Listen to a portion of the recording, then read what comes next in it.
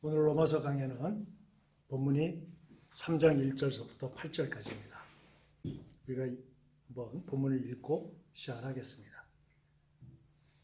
로마서 3장 1절에서 8절까지입니다. 찾으셨어요?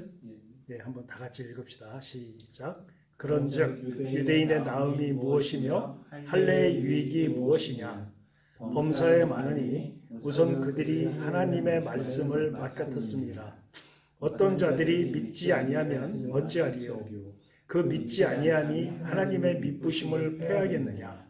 그럴 수 없느니라.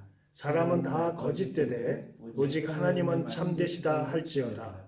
기록된 바 주께서 주의 말씀에 의롭다함을 얻으시고 판단받으실 때에 이기려 하심이라 함과 같으니라. 그러나 우리가 하나님의 의를 드러나게 하면 무슨 말 하리요? 내가 사람의 말하는 대로 말하노니 진노를 내리시는 하나님이 불의하시냐? 결코 그렇지 아니하니라. 만일 그러하면 하나님께서 어찌 세상을 심판하시리요? 그러나 나의 거짓말로 하나님의 참되심이 더 풍성하여 그 영광이 되었다면 어찌 내가 죄인처럼 심판을 받으리요? 또는 그러면 선을 이루기 위하여 악을 행하자 하지 않겠느냐? 어떤 이들이 이렇게 비방하여 우리가 이런 말을 한다고 하니 그들은 정죄받는 것이 마땅하니라. 이 말씀, 이 로마서 3장 1절서부터 8절까지의 말씀은 목사님들도 다양한 각도에서 다양한 주제를 선정해서 설교하시고요. 또 성도들도 조금은 이해하기 난해한 부분이라고 많이 얘기하는 걸 들었습니다. 그렇습니까? 한번 생각을 해봅시다. 여기서 1절과 3절과 5절과 이것들은 바울이 얘기하면서 또 바울이 생각하는 것을 얘기함과 동시에 상대방이 이러한 생각을 할 것이다라는 걸 전제해서 얘기하는 경우가 반복이 되고 있어요.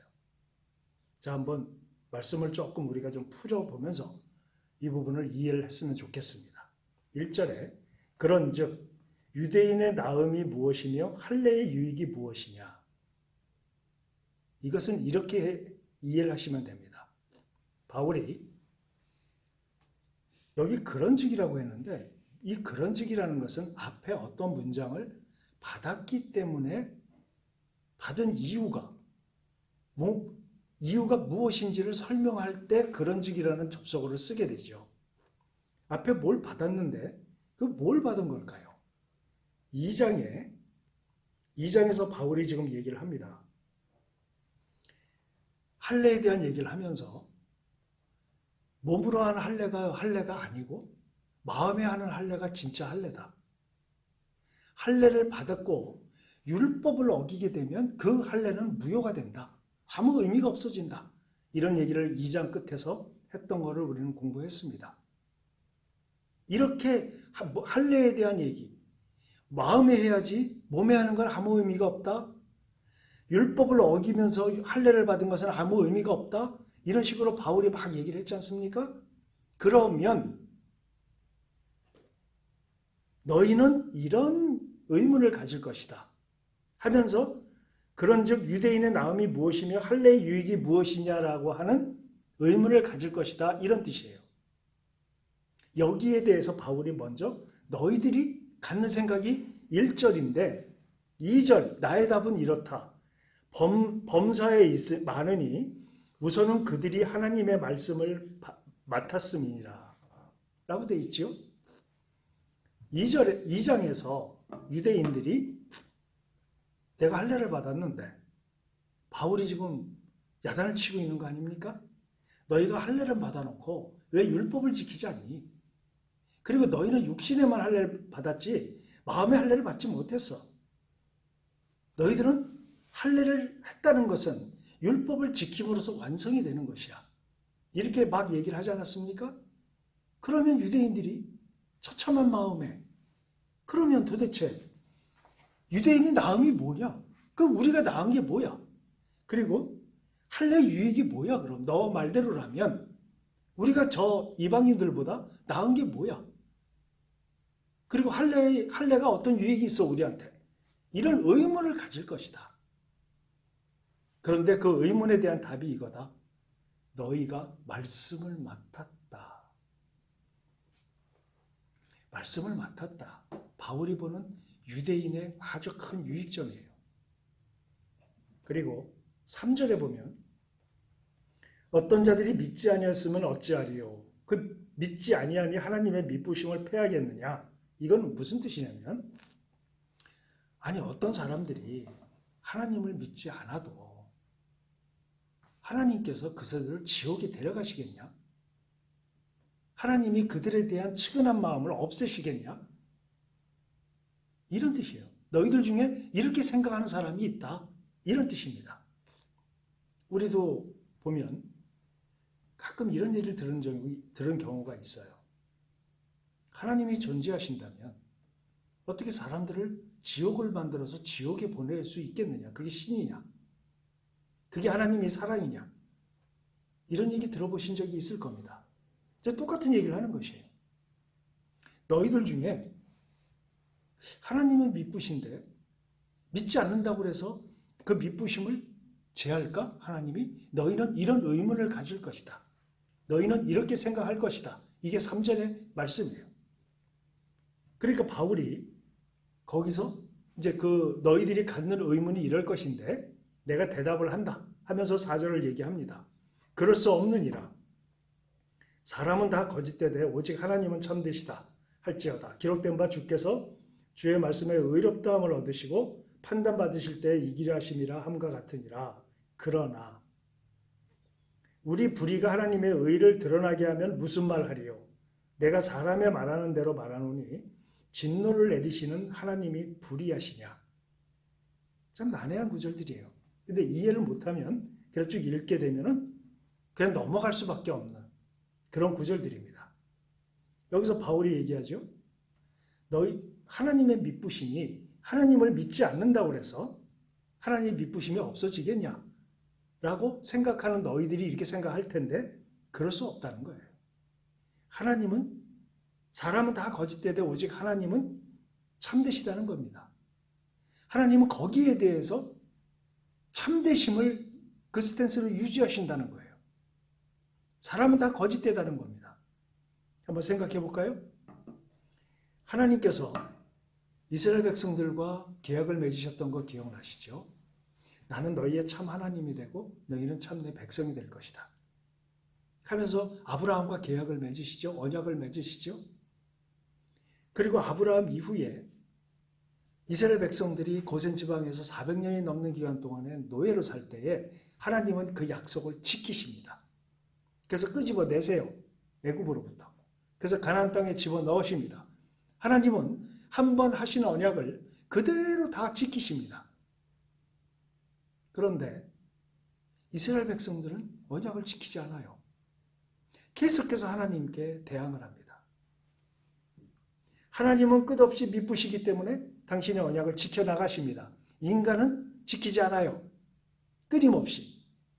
자, 이 상태에서 만약에 이들이 얘기하는 것처럼 하나님이 미쁘신데 하나님을 믿지 않는다고 해서 그 미쁘심을 거두겠느냐라고 얘기를 한다는 것은 말씀에 대한 무지입니다. 하나님은 어떻게 하셨죠? 광야에 나온 1세대들은 전부 다 가나안에 못 들어갔습니다. 광야에서 다 죽었어요. 하나님은 끝까지 약속을 지키고 미쁘심을 유지하시지만 인간들은 그걸 안 지킬 때에 하나님이 그래 안 지켜도 그냥 뭐 어쩔 수 없지. 내가 미쁘기 때문에 너희들의 죄를 단죄하지 않는다. 이러시지 않았다는 겁니다. 책임을 물으셨어요. 그 책임을 물으시고 다시 싸매주시고 치료하시고 또 그 약속을 유지시키시기 위해서 하나님은 끊임없이 노력을 하셨다는 것을 우리는 구약의 역사를 통해서 볼 수 있습니다. 이스라엘은 진멸되지 않았습니다. 이스라엘은 유지가 되었어요. 지금도 이스라엘은 유지가 됩니다. 되고 있습니다. 예수 그리스도를 메시아로 인정하지 않는 이스라엘이라 할지라도 하나님은 약속을 지키고 계세요.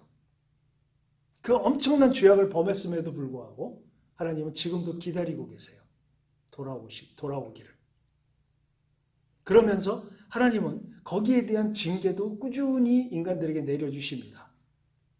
지금 여기서 바울이 얘기하는 게 그것이에요. 그럴 수 없느니라. 사람은 다 거짓되되 오직 하나님은 참되시다 할지어다. 기록된 바 주께서 주의 말씀에 의롭다함을 얻으시고 판단받으실 때에 이기려 하심이라 한것 같으니라. 하나님은 미쁘시지만 죄와 동행할 수는 없는 분이에요. 죄와 함께할 수 없는 분이에요. 그러니까 끊임없이 그 죄에 대한 징계를 유지하셨습니다. 어떤 형태가 됐든 다윗이 범죄했어요. 우리가 아는 바와 같이 정말 추악한 범죄를 저질렀습니다. 살인을 했고 간통을 했고 그것을 무마시키기 위한 여러 가지 그 마음의 그 악한 생각들을 계속 유지했습니다. 이 말대로라면 다윗에 대한 징계가 없어야죠. 그런데 다윗은 그 대가를 치렀습니다. 끊임없이 그 집안에 칼이 있었고요. 하나님이 말씀하신 대로. 다윗도 대가를 치르고 점점 하나님께 가까이 갈 수 있는 사람으로 변모해 갔다는 사실을 하나님께서 그를 성화시켜 주셔 가시는 그 과정을 우리는 성경을 통해서 읽을 수 있었어요. 바울은 지금 유대인들에게 끊임없이 이 얘기를 하는 것입니다. 그리고 5절에 보면 그러나 우리 불의가 하나님의 의를 드러나게 하면 무슨 말 하리요. 내가 사람의 말하는 대로 말하노니 진노를 내리시는 하나님이 불의하시냐. 결코 그렇지 아니하니라. 만일 그러하시면 하나님께서 어찌 세상을 심판하시리요. 이게 무슨 얘기냐면 우리 이런 경우 있지 않습니까? 살다 보면 하나님께 영광을 돌리기 위해서 상식적으로 규례적으로, 법적으로 어긋나는 행동을 하는 경우가 있어요. 이것은 하나님을 위한 것이라고 하면서 적당한 악을 추구하는 경우가 있습니다. 여기에 대해서 유대인들이 내가 지금 불의한 행동을 하지만 이게 하나님께 영광이 된다면 하는 어떤 그 이상한 그 해석을, 이상한 타협을 하는 살다 보면 그런 경향들이 종종 왕왕 보여집니다. 바울이 얘기하는 것은 바로 이 얘기를 하는 것이에요. 그럴 수 없다는 거예요. 하나님이 뭐가 부족해서 너희의 불의를 사용하시겠느냐. 하나님은 참되시고 의로우신 분인데 너희의 악하고 부정적인 어떤 동기를 가진 것을 가지고 하나님께 영광을 돌리겠다? 그럴 수 없다는 거예요. 하나님은 어떤 불의도 어떤 악도 함께 하실 수 있는 존재가 아닙니다.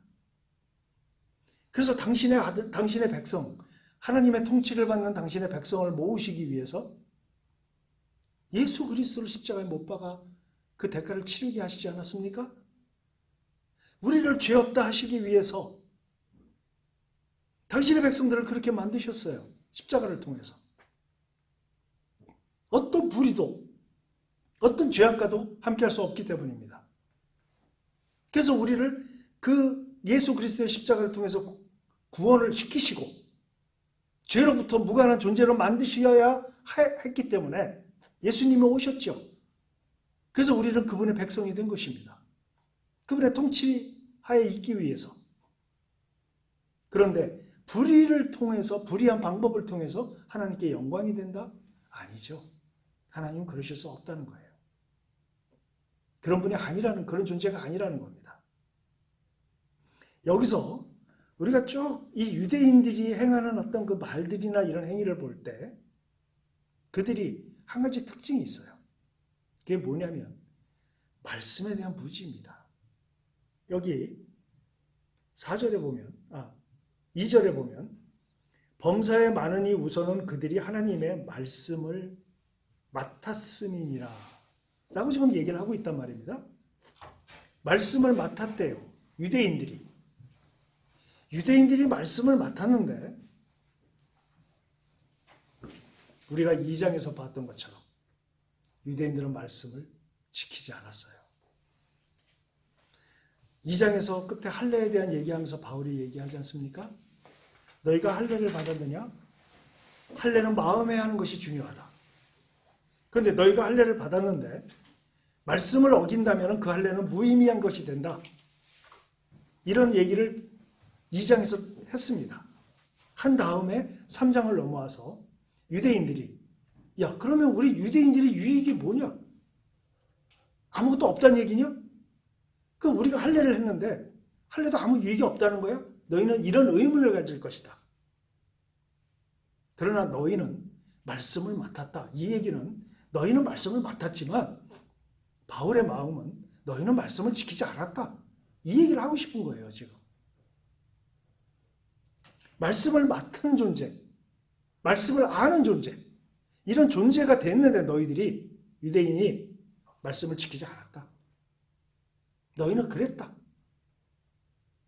여러 주제로 그 3장 1절에서 8절까지 주제를 여러 주제로 뽑을 수 있지만 오늘은 여기서 말씀을 맡은 유대인들이 말씀에 대해서 어떤 스탠스를 가졌는가 그거에 대해서 그리고 현대를 사는 현대 우리 크리스천들이 성경에 대해서 어떤 자세를 갖고 있는가에 대한 얘기를 이 바울의 심정으로 한번 우리가 생각을 해보겠습니다.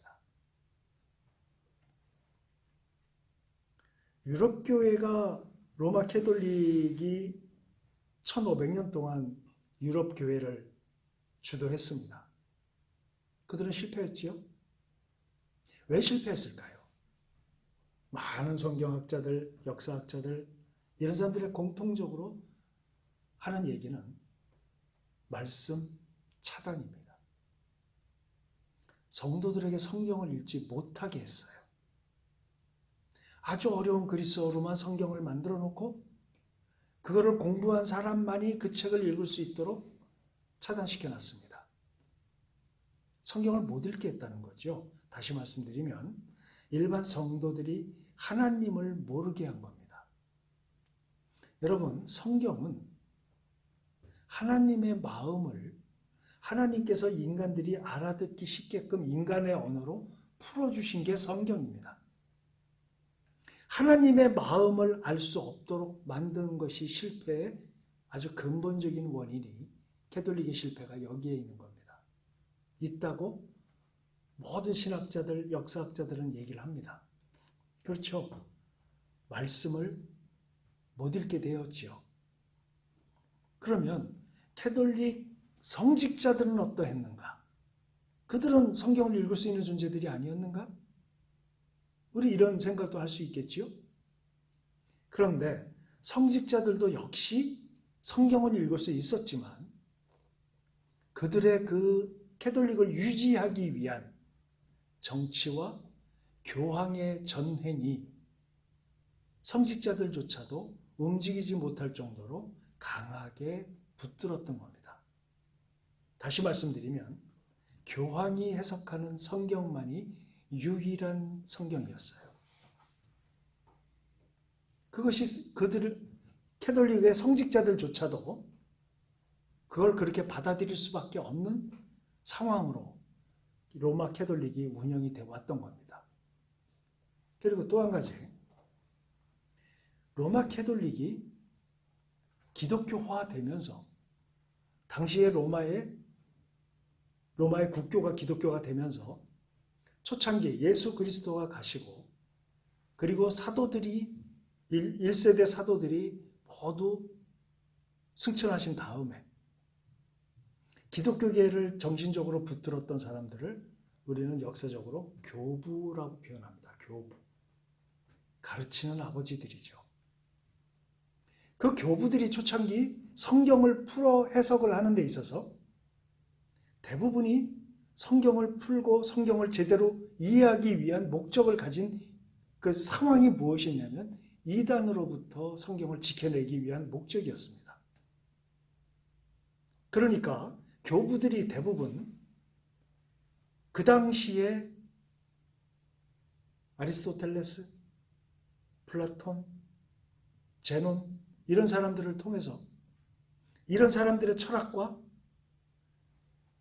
성경의 내용을 철학을 방법론으로 해서 성경을 해석하는 그걸 교부 철학이라고 얘기를 하는데 그런 시대가 도래했던 겁니다. 방법론을 따왔던 거예요.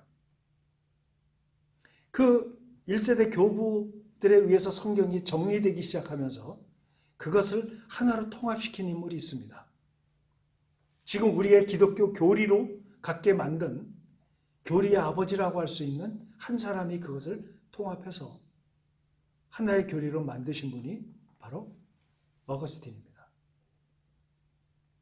그래서 그것이 기독교계를 쭉 이끌어왔어요. 근데 바울은 이 위험성을 알았습니다. 먼저. 바울이 이 철학과 이런 부분들이 목적이 돼버리는 것에 대한 위험성을 이미 알고 있었기 때문에 한번 찾아봅시다. 골로새서 2장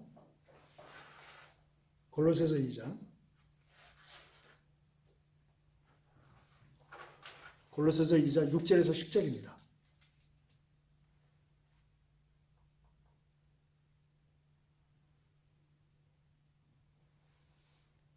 찾으셨어요? 자, 한번 읽겠습니다. 시작. 그러므로 너희가 그리스도 예수를 주로 받았으니 그 안에서 행하되 그 안에 뿌리를 박으며 세움을 받아 교훈을 받은 대로 믿음에 굳게 서서 감사함을 넘치게 하라.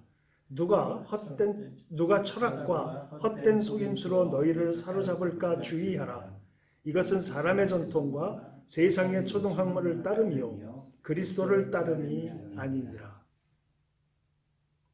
바울이 언급한 두 철학 사상이 있었어요. 기억나십니까? 스토아 철학과 에피쿠로스 철학이에요. 여러분, 철학이라고 하는 것은 철학의 시작은 전제가 신이 없는 겁니다. 신이 없기 때문에 철학이 존재하게 된 것이에요. 신이 있다면 철학이 존재할 수 없습니다. 여러분, 철학의 깊은 질문이 세 가지가 있죠. 이것은 영원히 사람들이 해야 된다는 질문이에요. 나는 누구인가? 어떻게 살 것인가? 죽음이란 무엇인가? 사람들은 이 세 가지 질문을 하면서 살아야 한다고 생각들을 합니다. 그런데 하나님의 통치를 받는 하나님의 백성들은 이 질문에 대한 답을 이미 갖고 있어야 합니다. 이미 있어요. 왜일까요? 하나님이 이미 설명하셨기 때문이에요. 우린 그걸 알고 사는 사람들입니다. 내가 누구인지, 어떻게 살아야 할지, 그리고 우리가 죽음이라는 어떻게 우리가 받아들여야 되는지 하나님의 통치를 받는 사람들은 이미 그 답을 갖고 있어요. 근데 하나님의 통치에 무관한 사람들이기 때문에 이 질문을 할 수밖에 없는 겁니다. 끊임없이 자기 자신이 누군지를 찾아야 돼요. 어떻게 살아야 되는지, 어떤 기준으로 살아야 되는지 끝없이 찾아야 됩니다. 그 다음에 죽음 이유를 설명해야 돼요. 알고 싶어져요. 바울은 그걸 알았던 겁니다. 그러니까 철학을 뭐라고 표현했어요? 조금 아까 읽은 것처럼 사람의 전통과 세상의 초등학문이라고 얘기를 했어요. 그런데 이 철학이 기독교에 들어오면서 서서히 방법론으로 기독교가 아니라 캐톨릭에 들어오면서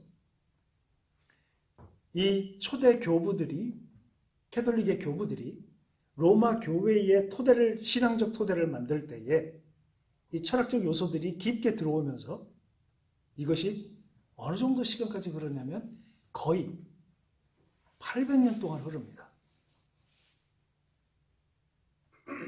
800년이 지난 다음에 어떤 일들이 유럽 교회에 벌어졌을까요?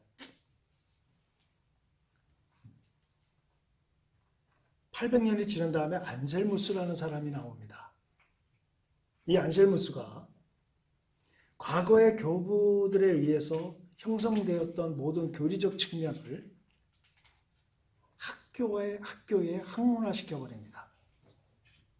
그래서 우리는 그것을 스콜라 철학이라고 얘기를 해요. 800년 이후부터 루터가 나와서 종교개혁을 일으키는 1500년까지 캐톨릭을 휩쓸려서 잡았던 것이 바로 스콜라 철학이었습니다. 그 스콜라 철학에, 이거 지금 오늘 다 설명하기가 힘드니까 핵심만 말씀드리면, 스콜라 철학의 핵심적인 요소가 뭐냐면 이성입니다. 그걸 대학에 다 가지고 들어와서 이성의 중요성을 강조하기 시작했어요. 그때 만들어진 이성에 대한 관점이 유럽 철학을 우리가 아는 유명한 철학자들의 근간으로 다 이어져 내려와서 해겔까지 오는 겁니다. 여기에서 이성으로 가져오면서 그것을 또 스콜라 철학을 집대성한 사람이 있습니다. 신앙의 이성을 집어넣고 이성을 인정을 하고 인간의 이성이 부패하지 않았다는 전제가 여기에 있는 것이에요. 그러나 아시다시피 바울은 로마서에서 얘기를 했습니다. 의인은 없다. 하나도 없다. 우리 모두 지정이가 다 부패한 존재다. 우리는 하나님 앞에서 나를 비춰볼 때 우리는 완전한 죄인임을 인정하지 않을 수가 없는 것입니다. 그런데 인간 이성은 부패하지 않았다. 부패하지 않을 수 있다라는 개연성을 처음 시작했어요. 스콜라 철학에서요. 그것이 캐톨릭 교리에 들어온 겁니다. 그래서 이성을 신학의 밑에 두었습니다. 신학의 밑에 두고 그 이성이 신학 밑에서 인간을 좌지우지하는 어떤 관점으로 들어오기 시작을 한 겁니다.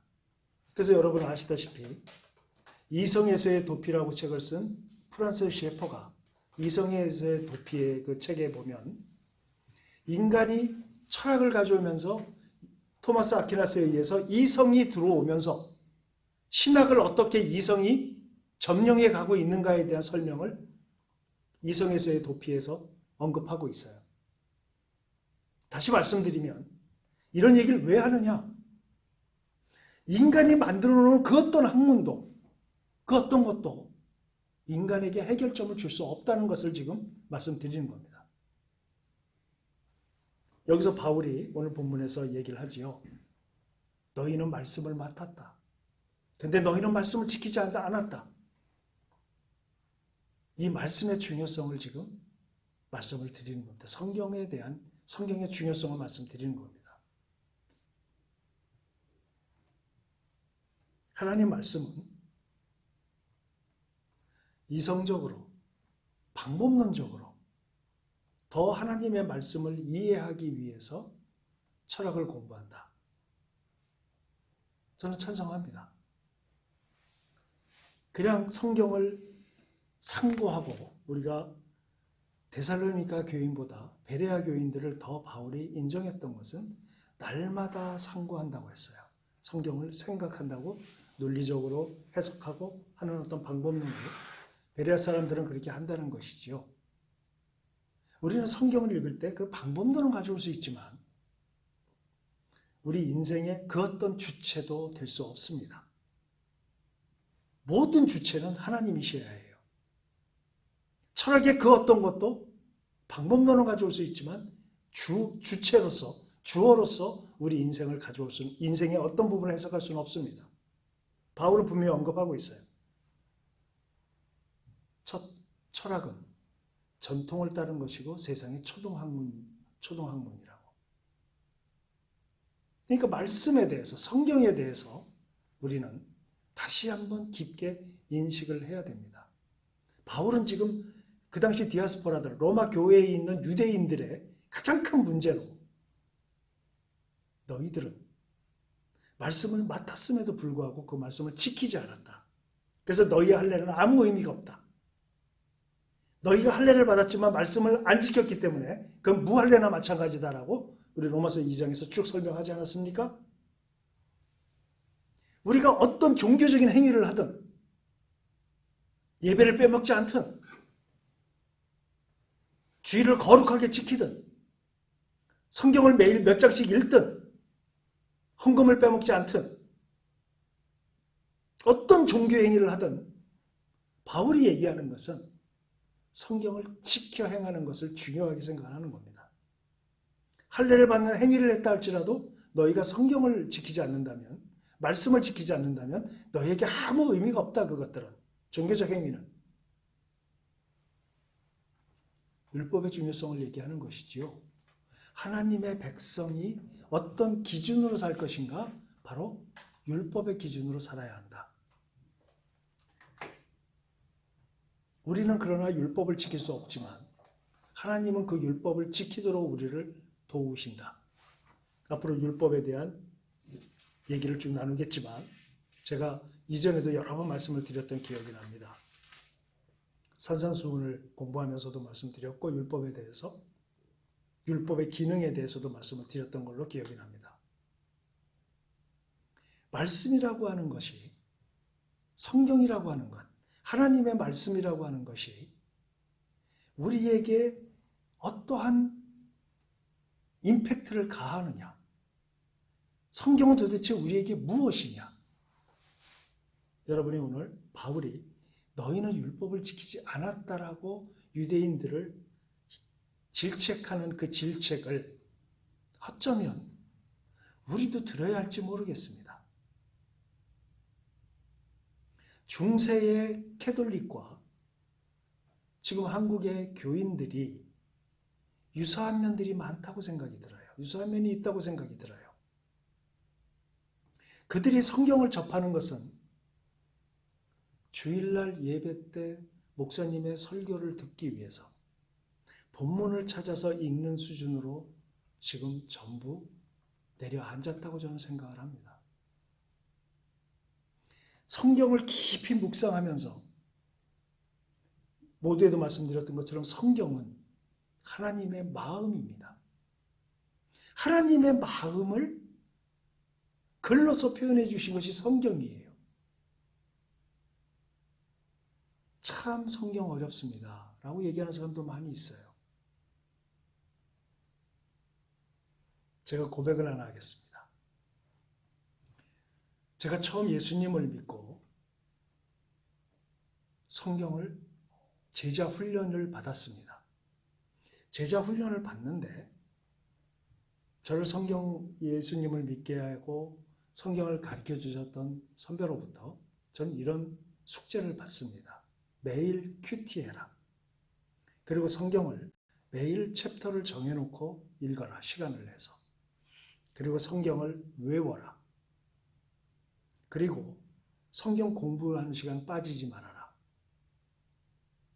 저는 어떤 생각이 들었냐면 이렇게 하면 성경에 정말 박사가 되겠다라고 생각을 했어요.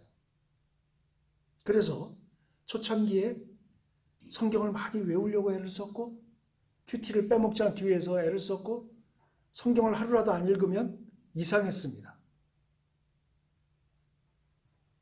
시간이 흐르면서 게을러지기 시작해요. 아침에 늦게 일어납니다. 그럼 큐티를 생략을 하게 돼요.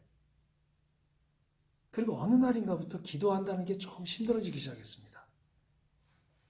성경 읽기가 힘들어졌고 묵상하는 게 힘들어졌어요.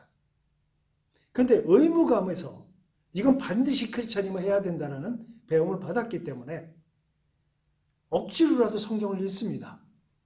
그리고 아침에 큐티를 억지로라도 해요. 조금이라도 짧은 시간이라도 큐티를 합니다. 그리고 억지로라도 피곤하지만 기도를 하려고 애를 씁니다. 이런 생활이 1년, 2년, 3년 거듭되면서 이런 의문이 들었어요. 나는 왜 이렇게 힘들까 이게? 왜 규칙적으로 이게 안 될까? 정말 피곤한가? 정말 시간이 없나? 챕터 하루에 챕터 5장씩 읽는데 한 챕터 읽는데 몇 분이나 걸리겠습니까? 여러분 야고보서를 읽는데 20분이면 다 읽습니다. 정말 20분이 없을까 하루에? 그리고 큐티를 하는 데 있어서 한 패러그래프를 정해놓고 큐티를 하는데 짧으면 한 30분 만에 아침에 30분 내기도 정말 힘들까? 나는 왜 이게 이렇게 어려울까? 이런 의문이 들었어요. 하지만 훈련을 받고 외우려고 애를 쓰고 하는 그 과정이 뭔가 자유롭고 즐겁고 기쁜 것이 아니라 의무감에서 억지로 해야 하는 그런 저를 발견했습니다. 오랫동안 해답을 찾지 못했어요. 40이 넘어서 거의 예수님 믿고 한 20년이 지난 다음에 깨닫게 됐습니다. 복잡한 것도 아니었어요.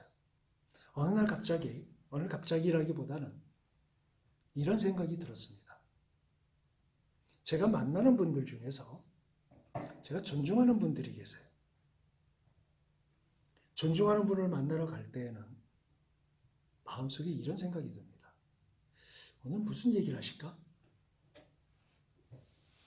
그분의 얘기가 굉장히 중요합니다, 저한테는. 그런데 제가 존중하지 못하는 분을 만나러 갈 때에는 그분의 말이 중요하지 않았어요. 어느 날 내가 존중하지 않는 어떤 선배를 만나러 가는데 그 만남이 그렇게 썩 즐겁지 않을 거라는 생각과 더불어 그분이 이렇게 얘기할 거다 저렇게 얘기할 거다 하는 그 얘기들을 다 묵상하며 생각하면서 제 마음속에 이미 다 거절을 하고 있음을 제 스스로 보게 됐습니다. 그리고 또 제가 어떤 존중하는 어떤 분을 만나러 갈 때입니다. 그분이 이렇게 말씀하시면 내가 어떻게 대답을 해야지? 그분이 이런 말씀을 하시면 내가 어떤 태도로 나와야지? 그분의 말씀을 중심으로 해서 나를 초점을 그쪽으로 맞추더라고요. 그러다 문득 생각이 들었습니다. 아, 나는 하나님을 존중하고 있지 않구나. 하나님을 존중하지 않는 나를 보게 됐어요. 하나님을 존중한다면 내가 성경이 이렇게 무슨 힘든 헛던 것처럼 넘기 힘든 허들처럼 내가 존중하지 않는 어떤 존재를 만나러 갈 때에 갖는 마음 자세처럼 왜 난 성경을 매일 이렇게 대할까? 그걸 깨닫게 됐어요. 결론적으로 나는 아주 근본적으로 하나님을 존중하지 않고 있었구나. 그런 저를 봤습니다. 그래서 회개하게 됐어요. 하나님, 지금까지 저는 하나님을 존중하지 않았습니다. 하나님을 믿고 하나님으로부터 구원을 받고 하나님의 백성이 되어서 하나님의 통치를 받는 내가 하나님을 존중하지 않고 있었습니다. 용서해 주십시오. 하나님을 존중하고 싶습니다. 근데 그게 어떻게 하는지 잘 모르겠어요. 제가 40대 때 그렇게 기도했던 기억이 납니다. 하나님을 존중한다면 왜 말씀이 읽는 게 어려울까요? 습관처럼 하면 언젠가 그게 체질이 되어서 자연스럽게 읽게 될 것이다. 거짓말이었어요, 저한테는. 저는 반복해서 거의 20년 동안 그 훈련을 받았습니다. 훈련을 해왔어요. 여전히 20년이 지나도 힘들고 어려웠습니다. 솔직한 고백입니다. 40대 초에 이르러서야 비로소 내가 하나님을 존중하지 않는다는 걸 알게 됐고 그 다음부터 기도 방향이 바뀌었습니다. 하나님, 저는 하나님을 존중할 수 있는 내적인 준비가 안 돼 있습니다. 성령님께서 나에게 열매를 맺으시겠다고 약속해 주셨으니 하나님을 존중할 수 있게 도와주십시오. 라고 기도 방향을 그때부터 그렇게 바꿨던 기억이 납니다. 서서히 하나님께서 그 약속을 나를 성화시켜 주신다는 그 약속을 지키심을 제가 알게 됐습니다. 과거처럼 서서히 성경을 읽기가 어렵고 힘들고 하는 어떤 그 과정이 아니라 서서히 하나님께서 말씀에 대한 궁금증, 호기심, 말씀에 대한 필요성 이런 부분들을 더욱더 부각시켜 주시는 과정에 지금도 있고 완벽하진 않지만 서서히 그 과정 가운데 있음을 하나님이 알게 해주셨습니다.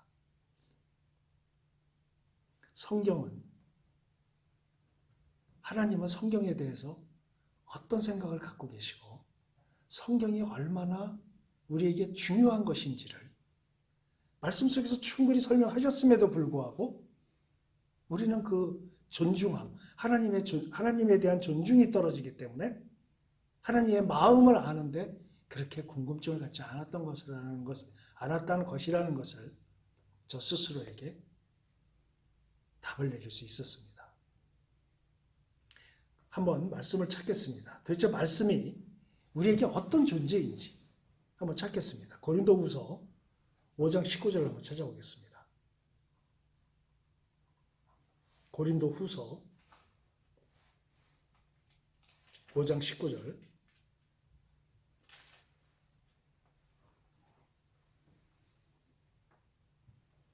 같이 읽겠습니다. 시작. 곧 하나님께서 그리스도 안에 계시사 세상을 자기와 화목하게 하시며 그들의 죄를 그들에게 돌리지 아니하시고 화목하게 하는 말씀을 우리에게 부탁하셨느니라.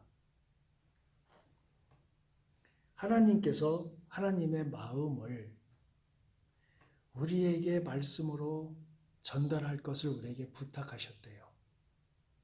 근데 우리가 말씀을 몰라요. 말씀이 어려워요. 말씀을 읽고 싶지만 안 읽게 돼요. 왜요? 하나님에 대한 존중감을 우리가 키워야 합니다. 이것은 하나님의 통치 방식을 지금 말씀하시는 겁니다. 하나님이 우리를 어떻게 우리의 삶, 우리의 인생, 우리의 전반적인 부분에 있어서 하나님의 통치하시는 방법론이 무엇인가? 바로 말씀입니다. 말씀을 우리에게 부탁하시는 겁니다. 하나님 나라의 백성으로 우리가 이미 정해진 상태에서 하나님이 우리와 함께 일하시는 방법론으로 택하신 것이 바로 화목하게 하는 말씀을 우리에게 부탁하신 거예요. 이만큼 말씀은 중요합니다. 하나님께서 그러면 이 말씀이 하나님은 어떤 만큼의 중요하게 생각하시는가? 우리 인간에게 얼마나 이 말씀이 중요한가? 하나님은 우리 인간에게 이 말씀을 주실 때에 이 말씀에 대해서 어느 정도 진지함을 갖고 계신가? 성경을 찾겠습니다. 신명기 6장 4절에서 9절입니다. 신명기 6장 4절에서 9절. 찾으셨어요? 자, 읽겠습니다. 시작. 이스라엘아 들으라. 우리 하나님 여호와는 오직 유일한 여호와시니 너는 마음을 다하고 뜻을 다하고 힘을 다하여 내 하나님 여호와를 사랑하라. 오늘 내가 네게 명하는 이 말씀을 너는 마음에 새기고 내 자녀에게 부지런히 가르치며 집에 앉았을 때에든지 길을 갈 때에든지 누워 있을 때에든지 일어날 때에든지 이 말씀을 강론할 것이며 너는 또 그것을 내 손목에 매어 기호를 삼으며 내 미간에 붙여 표를 삼고 또 내 집 문설주와 바깥문에 기록할지니라. 자, 우리가 4절에 우리 하나님 여호와는 오직 유일한 여호와시니, 유일하신 존재, 유일하신 통치자, 그분이니, 이러한 분이니 마음을 다하고 뜻을 다하고 힘을 다하여 여호와를 사랑하라라고 명령하신 다음에 어떻게 사랑하는 건가? 그 사랑의 방법론을 처음으로 말씀해 주신 것이 바로 이 말씀에 대한 얘기입니다. 우리가 지금 6절서부터 9절까지 쭉 읽었는데 이거를 우리가 세 파트로 나눠볼 수 있어요. 성경을 너는 성경을 이렇게 하고 내 자녀에게도 이렇게 하고 내 후손에게도 이렇게 하며 네 환경에도 이렇게 해라라고 지금 쭉 말씀을 하고 계시죠? 다시 말씀드릴게요. 너의 개인적으로 또 너의 가정에 너의 후손에 그리고 너의 환경에 온통 다 메인이 주가 되는 것이 뭐가 돼야 된다? 바로 하나님의 말씀이 돼야 한다라고 신명기 때 가나안의 그 이스라엘 백성들이 처음 애굽으로부터 나왔을 때 그때부터 하나님은 이미 말씀의 중요성을 여기서 언급하고 계신 것입니다. 하나님을 사랑한다면 말씀을 지켜라. 마음에 새겨라. 미간에 붙여라. 손목에 붙여라. 손목에 메어라. 후손에게 가르쳐라. 앉을 때나 일어날 때나 무조건 성경 말씀을 강론해라. 삶 자체가 말씀이 되어야 한다는 것이에요. 그런데 제 개인적으로 봤을 때 이거 하나님에 대한 사랑이 없이는 하나님을 존중하지 않으면 이게 안 되더라고요. 그러면 우리는 어디서부터 시작해야 합니까? 내가 하나님을 존중하지 않았다는 회개부터 시작을 해야 합니다. 그럼 하나님이 도와주세요. 성령님께서 도와주십니다. 성경을 깨닫게 되는 것이 기쁘게 되고 어저께까지 그냥 지나쳤던 성경 말씀이 내 안에 꽂혔을 때 그것이 영적인 힘이 됨을 느낄 때가 생기고 지정의로 지적으로 정적으로 의지적으로 이 세 가지가 합쳐진 성령님의 역사하심이 우리 안에서 역동치고 있다는 사실을 하나님의 존중으로부터 시작된다는 사실을 알고 계셔야 합니다. 우리는 여기서부터 시작해야 돼요. 하나님, 내가 하나님을 존중하게 해주세요. 여기 지금 신명기에서 말씀하신 것처럼 하나님은 분명히 선언하셨어요. 너희가 할 수 있는 전부를 다해서 하나님을 사랑해라. 그 다음에 나온 말씀이 이 말씀을 너 마음에 새겨라. 말씀을 이마에 붙이고 손목에 메고 언제나 선한 말씀을 강론하고 네 후손에게 가르치고 하나님을 사랑하는 역동적인 것이 하나님을 사랑하는 방법론이 바로 말씀을 너의 삶 가운데 전부로 해라. 이 뜻입니다. 이만큼 하나님은 성경에 대해서 진지하세요. 하나님과 말씀과 우리 인간의 관계를 여기서 지금 말씀하시는 거예요. 우리는 이 삼각관계를 하나의 삼각형으로 받아들여야 합니다.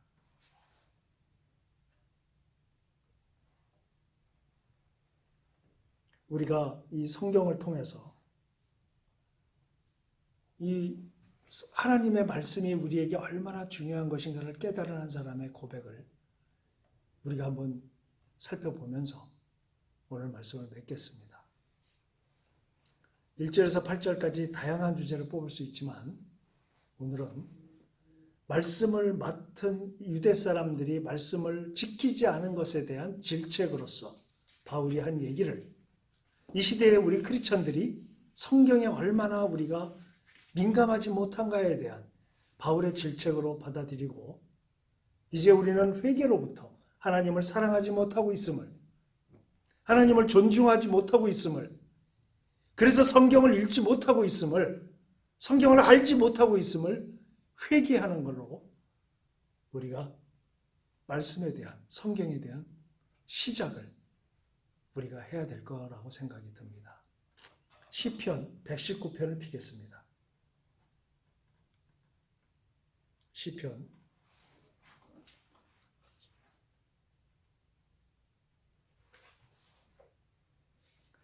119편은 성경이 우리에게 어떤 유익을 주는가를 아주 면밀하게 하나씩 하나씩 전부 써놓은 장입니다. 굉장히 길죠? 176절까지 있으니까요. 다 살펴볼 수는 없고요. 우리가 몇 구절만 한번 생각해 봅시다. 1절에 보면 여호와의 율법을 따라 행하는 자들이 복이 있으며, 2절에 보면 여호와의 증거들을, 또 4절에 보면 주의 법도, 5절에 보면 주의 율례, 6절에 보면 모든 계명, 8절에 보면 주의 율례들을 지키오리니 하면서 얘기를 하시죠. 그 다음에 9절에 보면 청년이 무엇으로 그 행실을 깨끗하게 하리까 주의 말씀을 지킬 따름입니다. 주의 말씀으로 표현하죠. 10절에 보면 주의 계명으로 표현하고, 11절에 보면 주의 말씀이라고 두고 얘기를 하고 있고, 12절에 보면 주의 율례, 아무튼 성경이 어떠한 유익이 우리에게 있는가에 대한 176절까지 계속 이어집니다. 한번 개인적으로 이렇게 한번 해본 적이 있어요. 지금부터 일주 동안 시편 119편을, 그러니까 성경을 시편 119편만 읽겠다. 그래서 일주일 내내 이것만 읽은 적이 있습니다. 물론 하도 이 긴 구절이기 때문에 이렇게 뭔가 이 타성에 젖을 수도 있고 그럴 수도 있지만, 도무지 이 내면에서 성경이 안 읽혀지고 뭔가 어려운 존재로 느껴졌을 때에 그 타겟책으로 한번 잡아보자 하면서 시편 119편을 일주일 내내 읽어본 적이 있습니다. 읽으면서 첫 번째 깨달았던 건 무엇이었냐면, 나는 아까도 모두에 말씀드린 것처럼 하나님을 존중할 마음이 없었다. 첫 번째로. 두 번째는 지금 이걸 이렇게 깨달은 신앙의 선배가 이렇게 깨닫기까지 어떤 과정이 있었을까? 험난한 과정이 있었지요? 우리가 알다시피. 그러나 그 과정 중에 하나님의 말씀에 의해서 얼마나 자극이 되었는가도 우리는 알 수가 있는 것입니다. 그 자극에 의해서 그가 그렇게 살아왔음을 우리는 알고 있어요. 시편 119편을 읽으면서 하나님의 말씀을 이렇게 깨달은 선배처럼 저를 만들어 주십시오라고 기도하기 시작했던 것이 40대 초반이었습니다. 하나님은 그때부터 한 기도를 지금도 조금씩 들어주시고, 성경에 대해서 조금씩 성장해 가고 있게 그걸 느끼게 해주심을, 물론 아직 멀었지만 하나님이 느끼게 해주시면서 말씀의 깨달음의 그 기쁨과 그 맛을 하나님이 서서히 알게 해주시고 그 범위와 그 크기를 크게 해주시는 걸 느끼면서 살아가고 있습니다. 우리 모두 회개로부터 시작되면서 하나님의 말씀을 이제 삶 속에서 어떻게 우리와 자기와 할 것인가를 고민하는 그런 바울의 가르침이 되기를 바랍니다. 수고들 하셨습니다.